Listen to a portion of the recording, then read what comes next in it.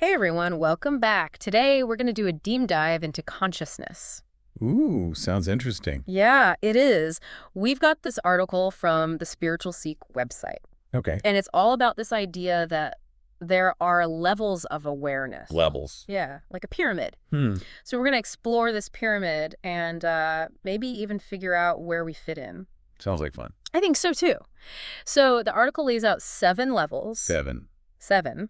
And each level represents a distinct way of seeing and interacting with the world, Wow.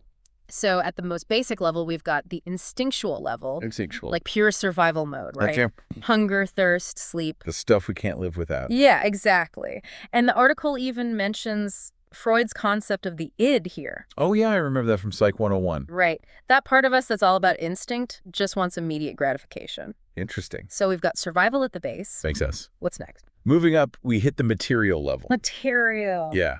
This is all about the physical world. Mm. Possessions, comfort, security. Oh, so like someone who wants the latest gadgets, a fancy car, that kind of thing. Right. The article actually brings in Karl Marx here. Oh, wow. How so? Well, Marx argued that our material conditions can really shape our consciousness. Interesting. So think about like how we're always seeing ads that tell us we need certain things. To be happy. Yeah, or successful. So that's the material level kind of at work. It's like the environment really shapes how we think. Yeah, it can be pretty powerful. Okay, so we've got instinct, then material desires. Right. What comes after that? Next up is the senses, the sensorial level. Sensorial. There are actually 2 sublevels here. Oh, interesting. Yeah. Both are about how we experience the world, like Yeah. through our bodies and our minds. Okay. So first we've got bodily sensorial, which is all about, the physical world. Like what we taste, touch, hear. Exactly. The warmth of the sun, the sound of music, that kind of thing. Being present in your body. Yes.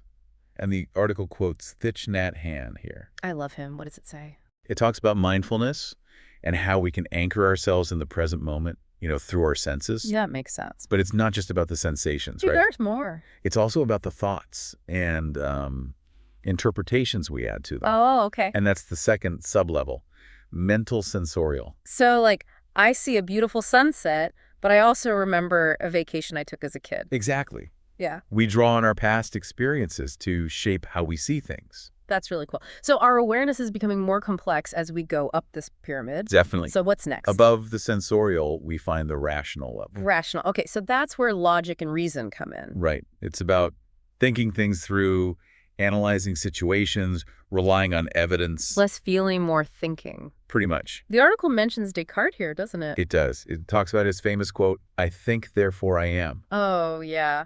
But wait, didn't you say there are 2 sublevels to the rational? I did. Okay, tell me more. So first, we have concrete rationality. Concrete. It focuses on just the facts, what we can observe, tangible evidence. So kind of like a detective looking for clues? Yeah, a good example. What about the other one? The second sublevel is methodic rationality.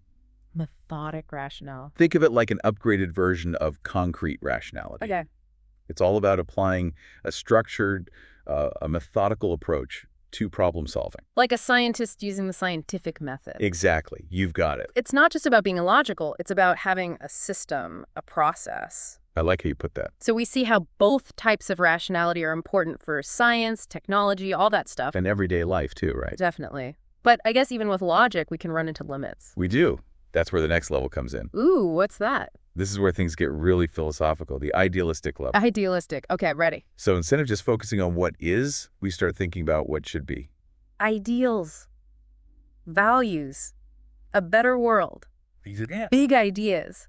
Like justice, beauty, and truth. You got it. And guess what? 2 sublevels. You're catching on. All right, I'm all ears. So the first one is positive idealism. Positive, okay. It really emphasizes those positive values and aspirations, like you said. So someone who's passionate about a cause like social justice? Yes. They want to make a difference, create a better future. But could that be a problem too, like being too idealistic? That's a great point, and the article actually talks about that. How does it? Yeah. It says that while idealism is a powerful force for good, even noble ideals can sometimes clash with the real world. That makes sense. So someone might be so focused on their vision of what's right. They miss other perspectives. Right. Which brings us to the second sublevel, Platonic idealism. Platonic idealism, as in Plato. The one and only. Okay, so what's that about? This one delves into those really abstract ideals. Abstract. Like, think of perfect justice, absolute beauty, those eternal forms that we can't really see or touch. Yeah. It's about engaging with these profound ideas that they really shape how we understand the world. So it's like we go from the practical side of ideals to the big picture. Yeah, that's a good way to put it. It's amazing how we've come all the way from, like, basic survival instincts. It is, right? And believe it or not, there's still 2 more levels to go. 2 more. 2 more. Okay, I'm ready. Bring it on. So just above the idealistic level, we have the soul level. Soul level. Yeah. Now the focus shifts inward. It's about introspection, contemplation, a deep exploration of our inner selves. Oh, wow. Less about the outside world, more about what's going on inside, So we're moving from big ideals to a more personal journey. Yeah, exactly. And you guessed it. There are 2 sublevels here. Of course. Okay, what's the first one? Well, this sublevel is all about contemplation. Contemplation. It's reflecting on your values, your beliefs, your experiences, and kind of questioning, like, the deeper meaning and purpose of life. It's like looking in the mirror, but for your soul. I like that. A soul mirror. That's a good one. And it sounds like something we could all benefit from, no matter what level we're at. For sure. What about the second sublevel? This one takes that introspection even further. It's where we step into asceticism. Asceticism. Yeah. It involves, like, a disciplined approach to spiritual growth. Sounds intense. It can be. Yeah. It often means, like, self-denial or letting go of worldly pleasures. So living a simple life. Right. Detaching from material things to focus on your inner development. That's pretty amazing. So we've climbed through instinct, material desires, sensory experiences, rational thought, and even lofty ideals. It's covered a lot. It's just incredible how these levels build on each other. Yeah. But we're not quite at the top yet, are we? Not quite. There's one final level, the peak of the pyramid, the spiritual level. The spiritual level. Okay, so this represents a connection to something bigger than ourselves. That's it. But what does that actually feel like? People often describe it as a sense of unity, like a feeling of oneness with everything, a connection to maybe universal consciousness or a divine presence, Wow. The article quotes Rumi here. Oh, really? Yeah, it says, "You are not a drop in the ocean. You are the entire ocean in a drop." That's so beautiful. So it's realizing that we're all interconnected, part of something much larger. That's the idea. I've been wondering about this. Do we just exist at one level all the time? That's a good question. Yeah. And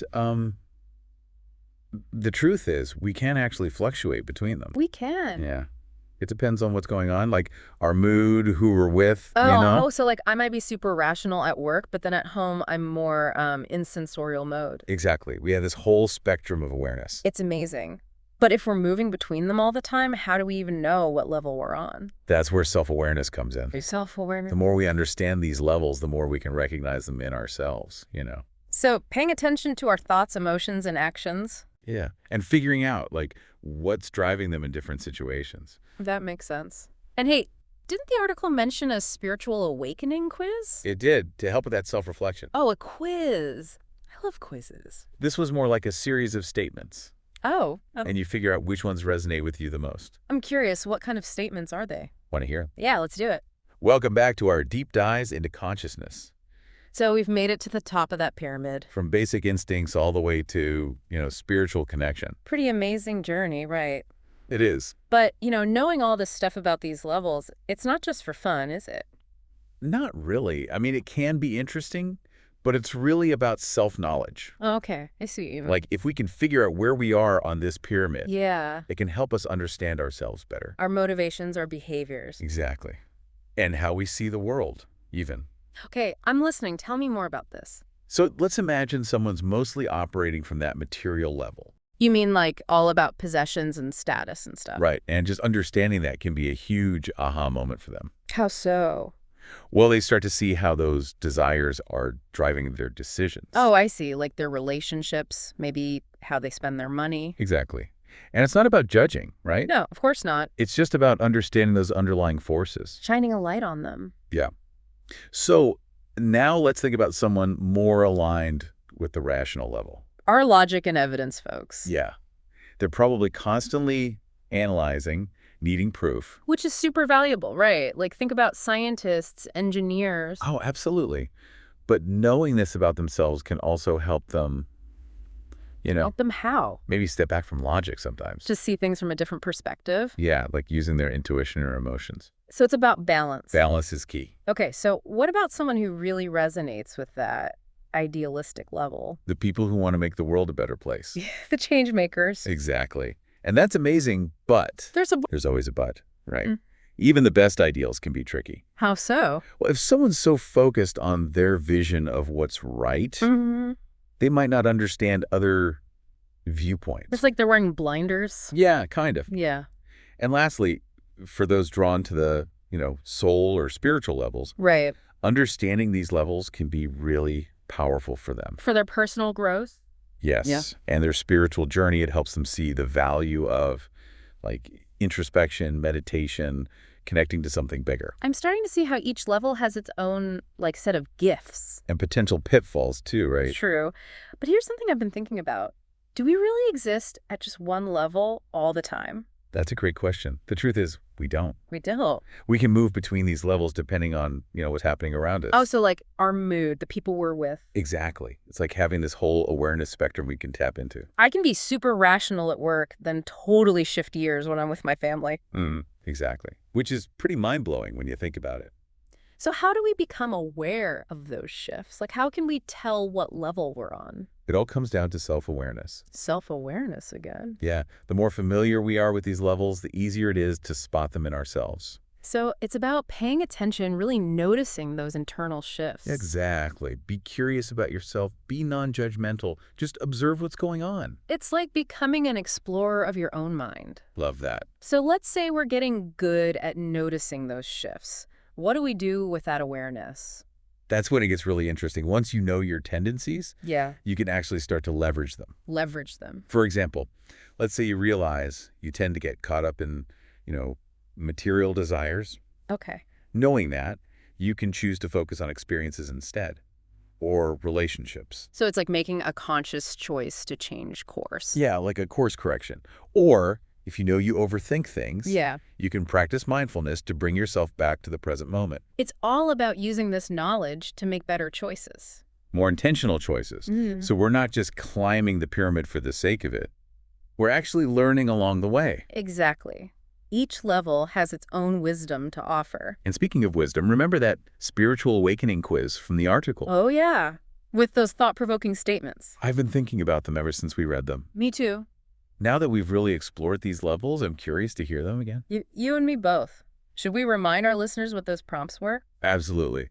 So everyone, get ready for a little more self-reflection. Here are those 6 statements again. See which ones resonate with you now. Welcome back to the Deep Dive.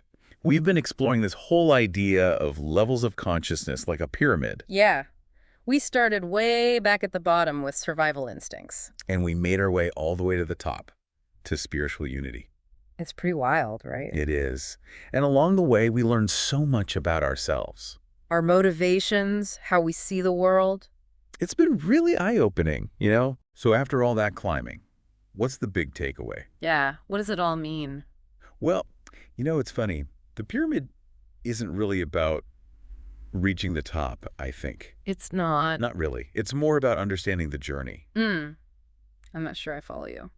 Well, it's tempting to think, the goal is to get to that spiritual level. That's the ultimate destination. Right. Achieve enlightenment and boom, we're suddenly roomy. Living in bliss 24/7. Yeah, that would be nice, wouldn't it? Sign me up. But I think what this model really shows us is that each level is important. They all have their own value. Exactly. We need them all, So it's not about, transcending those lower levels. Not really. It's more about integrating them. Oh, okay. Like the instinctual level that keeps us alive. Right. The material level that provides for our basic needs. And the rationale helps us, solve problems and stuff. And so on. Right. They all make us human. Exactly. Right. And if we try to skip over those levels to deny them, I think that can actually hold us back. Interesting. It's like someone who's so focused on spiritual stuff. That they forget to take care of themselves. Yeah. Or their responsibilities in the real world. So it's about balance. Balance, yeah. Harmony between these different parts of ourselves. It's like an orchestra, right? I like that. Each instrument plays its part, And together they create this beautiful symphony. Perfect analogy. Yeah. And, that connects back to those statements from the quiz. Oh, yeah, the spiritual awakening quiz. Right. They weren't really about, labeling ourselves. Like, are you awake or asleep? Yeah. It was more about, getting us thinking. About different perspectives, challenging our assumptions. Expanding our awareness. So whether we agree with the statements or not.